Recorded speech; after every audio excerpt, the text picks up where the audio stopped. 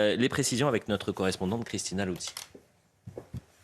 Les syndicats ont pris un peu d'avance ici avec quelques actions. On apprenait hier sur le compte Twitter FNME-CGT que l'électricité était coupée au dépôt pétrolier d'Ajaccio. Autre façon de montrer que le front syndical était déjà en action, l'occupation cette semaine pour une durée illimitée de la direction régionale de l'économie, de l'emploi, du travail et des solidarités à Ajaccio.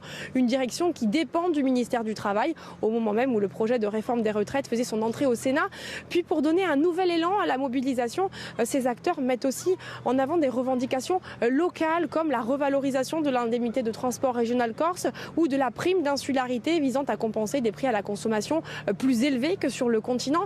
Mais ce n'est pas tout. Selon l'intersyndicale, la réforme pourrait impacter plus durement certaines catégories de la population au poids particulièrement important dans l'île, les travailleurs saisonniers, avec des carrières hachées aux yeux des syndicats dont il serait illusoire de croire qu'elles pourraient donner lieu à un départ en retraite à taux plein, même à 67 ans. Autre catégorie, les salariés du secteur privé, puisqu'ici, les bases salariales dans ce secteur sont aux alentours du SMIC et toujours selon les syndicats, garantir une pension à 85% du SMIC pour une carrière complète serait totalement mensonger. Alors oui, les syndicats ont pris de l'avance ici. Ils souhaitent faire du 7 mars un point de bascule pour donner à ce mouvement toute la force dont il a besoin pour mettre un coup d'arrêt à ce projet de réforme des retraites. Voilà pour la Corse. Et puis vous allez entendre Gabriel Attal, c'était cet après-midi.